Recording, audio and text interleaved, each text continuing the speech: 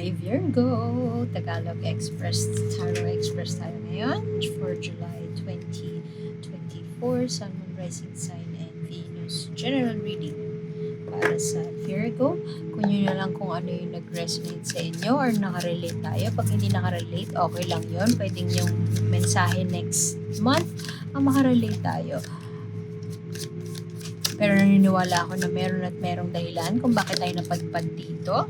At iyon ay wow, manifesting space. So, subscribe lamang po tayo para malaman natin yung mga bagong upload ng video para masubaybayan natin kasi baka yung mensahe sa susunod na buwan yun ang maka-resonate or maka-relate tayo. Meron tayong major decision na ganap sa buhay natin ngayon, lovers. Maaaring mukhang love situation itong kay Virgo ngayon at maaaring you called it quits na, nakipaghiwalay na or parang ikaw nakipaghiwalay na. Finally, nahanap na ni Virgo kung ano yung tingin niya na makabubuti para sa kanya at nagdesisyon na siya dito. For the longest time, maaaring nahihirapan ka magdesisyon. So ngayon, ayan ka parang it's either walking on eggshells ka. Walking on eggshells, ibig sabihin yung bawat kibot mo, hindi ka makakilos ng maayos kasi bawat kibot mo napupuna or wala ka nang ginawang tama. So parang kinakabahan ka na bawat konting gawin mo kahit pa wala namang mali dun ay napupuna ng partner mo. So maaaring itong panahon ngayon, dumating na ang panahon para tapusin na ang lahat at magsimula ng bago. Maaaring nandun na tayo sa point ng buhay natin at masasabi mong nag-mature ka na, ayaw mo na sa relasyon na toxic or ayaw mo na sa relasyon na hindi na healthy para sa utak mo. Hindi na healthy para sa'yo. Pwedeng pagod ka na for the longest. Matagal ka nang pagod at matagal ka nang nahihirapang magdesisyon at matagal ka na rin nahihirapang mamili ng landas na tingin mo ay para sa'yo. Siguro matagal mo nang pinag-iisipan na pag ginawa ko to, mawawala lahat ng pinundar ko, masasayang ang lahat. So, matagal mong pinag-iisipan na kaya ko na ba? Pero sa ngayon, parang put to waste yung mga overthinking mo kasi dumating ka na lang sa point na tingin mo dapat mo nang palayain yung sarili mo. Doesn't matter na kung kaya mo ba, doesn't matter kung back to zero ka, it doesn't matter kung maraming mawawala sa'yo. Pero sa ngayon, mukhang may pagsisisi akong nararamdaman. Hindi ko alam kung pagsisisi to na ngayon mo lang ginawa o pagsisisi kasi nakipaghiwalay ka. Pero malakas yung magician dito So looking towards the future. Nag-ano ka na, magician. Magic ka na ng future mo. Nagmamanifest ka na. Malakas ang manifestation powers mo ngayon, Virgo. Siguro dahil matagal mo nang in-intend, matagal mo nang binuo sa utak mo yung vision ng plano na yon ng future mo or future ng anak mo kung may anak kayo. Pwedeng ang trigger or turning point ay pera, hindi na pantay yung binibigay niya. Doesn't necessarily have to be pera. Pwede ding oras, panahon.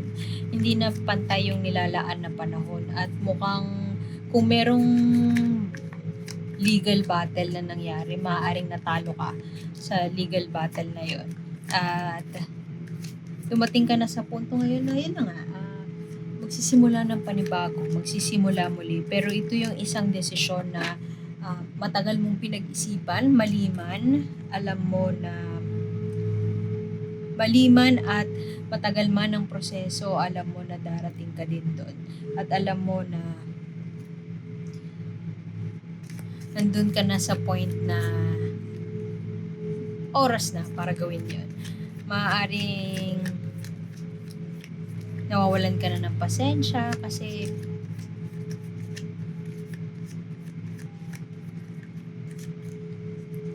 yun nga, may talo. galit sa'yo yung mga kaibigan niya, galit sa'yo pwede yung pamilya, pero andun ka na sa point na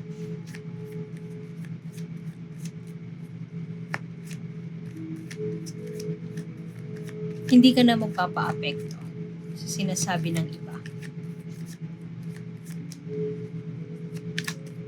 Tungkol saan itong Page of Cups na reverse, tampo, may tampuhan, o pwede din na may tampuhan tapos yung partner mo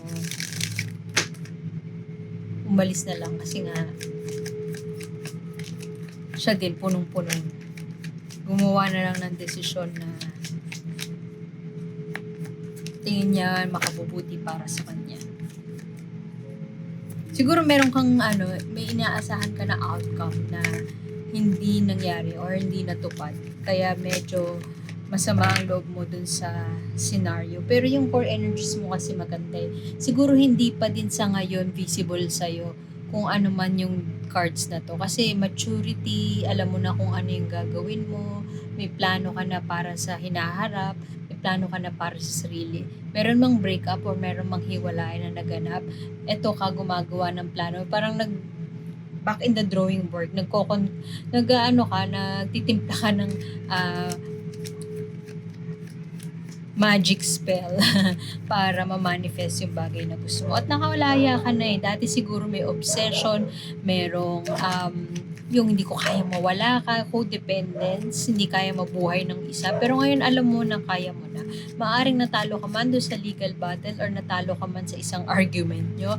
Eto ka na, gumagawa ka na ng desisyon at wala ka mang pera, wala ka mang sapat na lakas para magsimula muli at nawawalan ka na ng pasensya sa sarili mo at sa nangyayari sa'yo. Ito merong willpower. Hindi yan chariot pero merong hindi ka nawawala ng pag-asa. Hindi nawawala ng pag-asa at alam mo na may plano ka. Hindi ka man sure dun sa outcome ng plano mo pero may plano ka. May plano si Virgo. Meron ditong water sign, Cancer, Scorpio, Pisces. Pwedeng yung iba sa inyo babalik sa parents nila. Pwede din yung iba sa inyo, yung partner nyo ay mas matanda sa inyo. Malaki, may age gap kayo, malaki. And itong taong to, pwede din yung iba sa inyo hiniwalay yan. Very rare na sitwasyon, baka isang tao lang yung makarelate. Yung merong iba sa inyo na hiniwalayan ng partner dahil may pumasok sa buhay nyo, somebody new na sobrang mas matanda sa inyo dalawa. Halimbawa, yung partner mo, ka-age mo, merong third party na sobrang tanda sa inyo. Pwedeng ganon.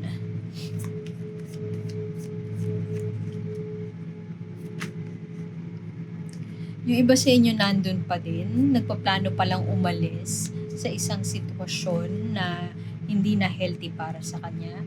Yung iba sa inyo maaaring nasa, yung toxic na situation na walking on eggshells. Bawat kibot mo, pinupuna ng partner mo at sobrang trapped ka dun sa sitwasyon na yun. Natatakot ka na umalis kasi alam mo na hindi alam mo feeling mo na pag umalis ka doon, wala ka na. Saan ka na pupulutin kapag umalis ka.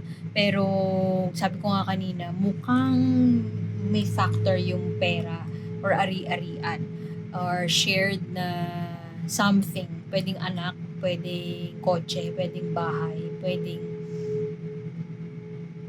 aso. Shared na sa pangangalaga hindi mo alam kung kanino na mapupunta yung pangangalaga ng bagay na yun, ng shared whatever na yun. Pwedeng yun nga, anak na hindi mo alam kung kanino mapupunta yung custody at natatakot ka kasi alam mo, hindi ka mananalo kung dumaan man ito sa legal na proseso. Alam mo, hindi ka mananalo kasi merong unang-una, wala ka namang enough finances or lakas ng loob para buhayin yung bata, parang gano'n. So, hindi ka makaalis. Puwedeng gano'n, yung iba sa inyo nakaalis na, pero nag-hina-hunt pa rin ng nakaraan. Pero yung iba sa inyo stuck pa rin, pero gusto niya ng gumawa ng desisyon. Buo na yung loob. Buo na yung loob ni Virgo para gumawa ng isang desisyon para sa kanya. Kasi itong shared bagay na 'to, malala na yung pag-aaway niyo.